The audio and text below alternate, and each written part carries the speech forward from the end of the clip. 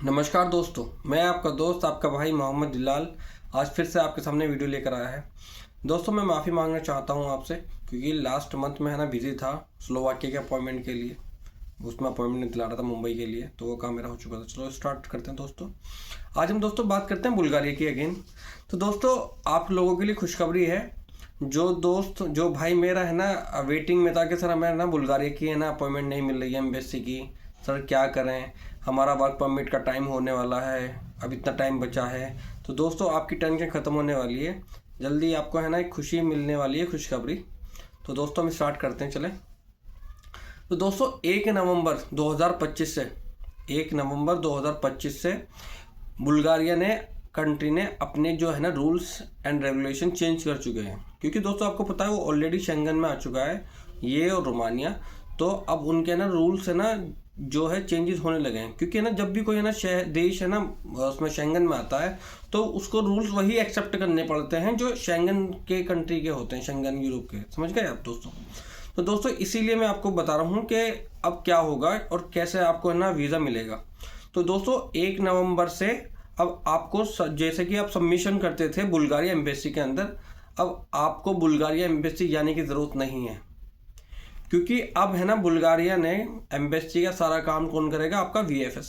आप वीएफएस को जानते हैं, वीएफएस मल्टीपल कंट्री के लिए काम करता है, जैसे क्रोएशिया हुआ और सर बहुत सारी हैं भाई। स्लोवाकिया के लिए आपका बीएरएस काम करता है। तो दोस्तों हम बात करते हैं बुल्गारिया की फ़िलहाल।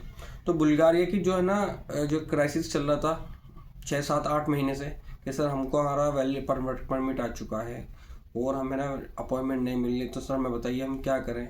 बहुत से लोगों के बहुत से भाइयों के, बहुत से दोस्तों के आपके वर्क परमिट आ गए हैं और उनकी वैलिडिटी भी ख़त्म हो चुकी थी।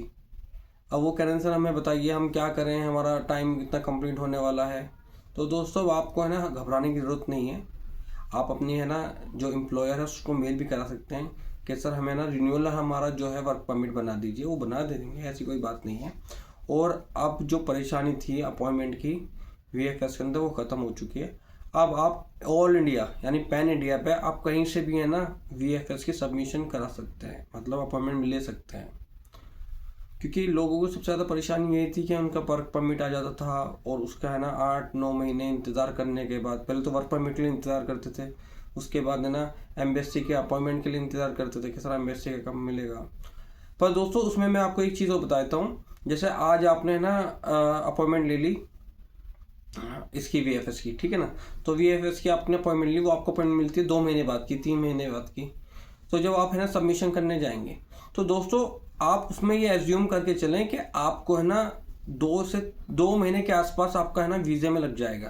क्योंकि दोस्तों इस टाइम पे बुल्गारिया एम्बेसी के ऊपर जो रश था पहले, मतलब जो ट्रैफिक था कि हमारे वीज़े का जिन्होंने ऑलरेडी उनके ले रखे थे एम्बेसी ने, तो अब वो कन्वर्टेड कर रहे हैं वीएफएस के अंदर।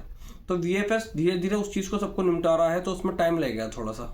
तो इसलिए थोड़ा पेशेंट रखें आप अपना सब्र के लिए, वीज़े के लिए। तो उसमें मैं आपको इसलिए बता देता हूँ प्रोसेस क्या है। वही प्रोसेस है, वीएफएस के बाद आपको सबमिशन कराने के बाद आपका वीज़ा आने में 2 महीने लगेंगे, ठीक है ना। तो दोस्तों अगर आपको मेरी वीडियो अच्छी लगती है, पसंद आई हो, तो उसको लाइक करें, सब्सक्राइब करें। और आपको कोई भी इन्फॉर्मेशन मेरे से चाहिए तो आप मुझे व्हाट्सअप कर सकते हैं, मुझे मेल कर सकते हैं। मैं आपको 24/7 आपके लिए हाजिर हूँ, क्योंकि मैं आपका भाई, आपका दोस्त बिलाल, इसलिए। ठीक है, थैंक यू।